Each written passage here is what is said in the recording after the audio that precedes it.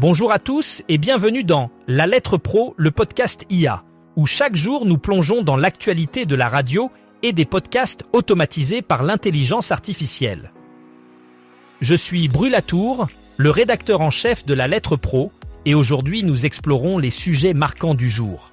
Au programme, les radios préférées des Belges, l'impact du numérique sur la presse, la relance de J'apprends l'info, un record d'audience pour les podcasts en Suède et bien plus encore.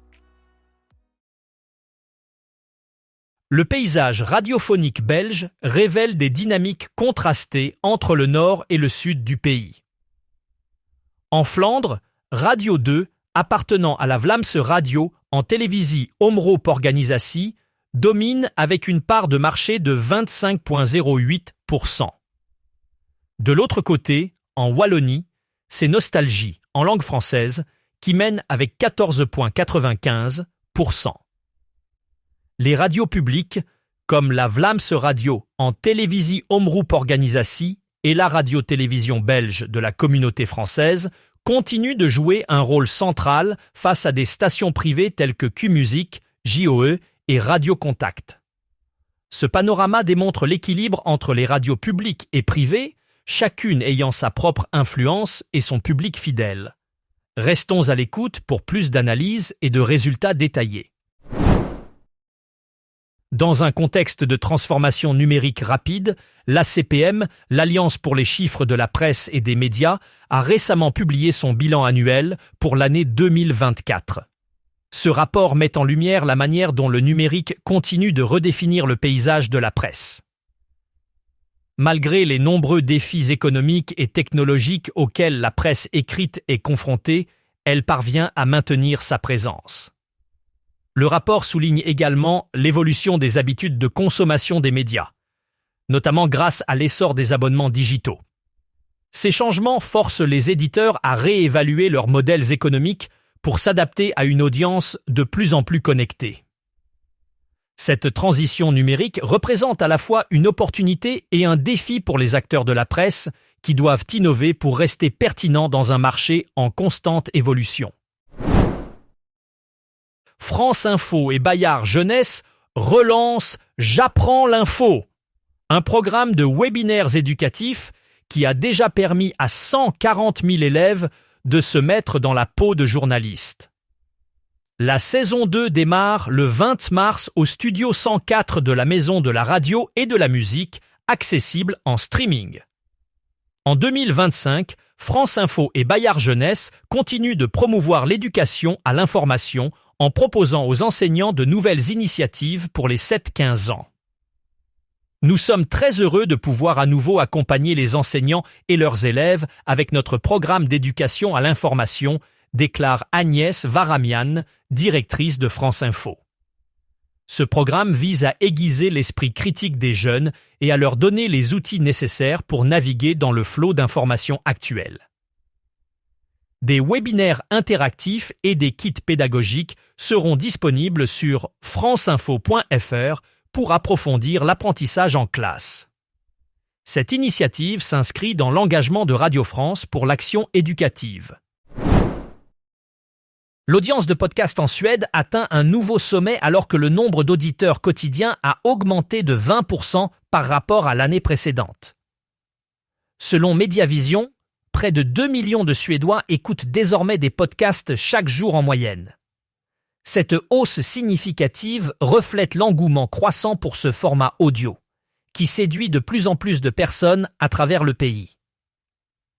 Le marché audio suédois connaît donc un véritable boom, positionnant les podcasts comme un média incontournable dans la consommation quotidienne des Suédois.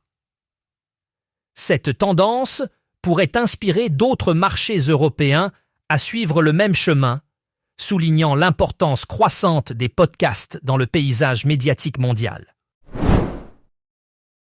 Chez Radio Nova, l'innovation et l'originalité sont les maîtres mots. La station se distingue par une programmation musicale audacieuse, qui, malgré son caractère pointu, reste accessible au grand public. Cette approche unique semble payer, puisque Radio Nova a atteint un nouveau sommet avec 776 000 auditeurs quotidiens, un record historique pour la station. Avec seulement 31 fréquences FM, Radio Nova prouve que l'originalité peut être un atout majeur dans le paysage radiophonique. En misant sur la diversité musicale et une identité forte, la station du Grand Mix continue de séduire un public en quête de nouveautés et d'expériences auditives inédites. Cette réussite souligne l'importance de se démarquer tout en restant accessible, un équilibre que Radio Nova maîtrise avec brio. Dany Meloul, vice-présidente principale de Radio-Canada, a été élue présidente des médias francophones publics, les MFP, lors de l'assemblée de direction annuelle de l'association. Elle succède à Jean-Paul Philippot, administrateur général de la RTBF, qui a présidé l'association depuis 2021. Dany Meloul, élu à l'unanimité, présidera les MFP pour les 2 prochaines années. L'association, qui regroupe 14 groupes de médias francophones, célèbre bientôt ses 10 ans d'activité.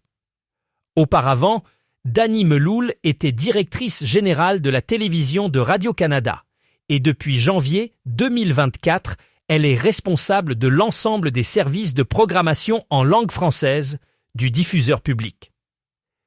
Elle a exprimé sa gratitude envers ses collègues et souligné l'importance de la solidarité et de la collaboration entre les médias publics pour affronter les défis actuels. L'association Les MFP inclut des membres tels que France Télévisions, Radio France et la Radio-Télévision Suisse. Aux États-Unis, l'industrie de la radio a atteint un jalon significatif dans sa transition numérique, avec des revenus numériques s'élevant à 2,1 milliards de dollars en 2024. Ce chiffre record est tiré du dernier rapport numérique de la Radio Advertising Bureau et Borrell Associates Incorporated, sponsorisé par Marketron. Ce 13e rapport annuel souligne l'importance croissante de la publicité numérique qui joue un rôle clé dans la stabilisation des perspectives financières du secteur radiophonique. Désormais, les revenus numériques représentent près de 25% du chiffre d'affaires moyen total d'une station de radio. Cette évolution indique une transformation profonde du secteur où le numérique devient un pilier central de la stratégie économique des radios, leur permettant de s'adapter aux nouvelles habitudes de consommation des auditeurs et de diversifier leurs sources de revenus. TDF a récemment été félicité pour son engagement en matière d'environnement, social et gouvernance, recevant une note de 96 sur 100 du Global Real Estate Sustainability Benchmark pour l'année 2024. Cette évaluation place TDF en tête de la catégorie infrastructure télécom en Europe et lui confère un statut 5 étoiles parmi les 20% des entreprises les plus performantes. Le succès de TDF réside notamment dans sa gouvernance solide, son soutien au Pacte mondial des Nations Unies et sa gestion exemplaire de la santé et de la sécurité. TDF continue de réduire la fracture numérique en rendant ses services accessibles même dans les zones rurales et offre des solutions éco-responsables pour limiter l'empreinte carbone des réseaux. Olivier Huard, président-directeur général de TDF, souligne que cette reconnaissance reflète l'engagement de l'entreprise à intégrer le développement durable dans sa stratégie, particulièrement sur le plan énergétique et environnemental. Bauer Media s'associe à Universal Pictures pour lancer Bridget Jones Radio, une station pop-up dédiée à la saga cinématographique culte Bridget Jones. Cette initiative coïncide avec la sortie du nouveau film Bridget Jones Mad About the Boy. Disponible sur la plateforme Rayo en ligne et sur enceinte connectée, la station propose une programmation riche incluant musique, interviews et confidences inspirées de l'univers de Bridget. C'est une opportunité unique pour les fans de se plonger dans l'atmosphère pleine d'humour et d'émotion qui caractérise l'héroïne emblématique. Bridget Jones Radio incarne une nouvelle façon d'engager les auditeurs en leur offrant une expérience immersive et interactive autour d'une franchise bien aimée. Cette radio éphémère illustre la capacité de Bauer Media à innover et à créer des contenus captivants qui résonnent avec le public. Voilà qui conclut notre épisode du jour. Pour plus d'informations sur ces sujets et bien d'autres, rendez-vous sur notre site lalettre.pro. Vous pouvez également vous abonner à notre newsletter quotidienne pour rester à jour avec toute l'actualité professionnelle de la radio et des podcasts. Merci de nous avoir écoutés et à demain pour un nouvel épisode de La Lettre Pro, le podcast IA.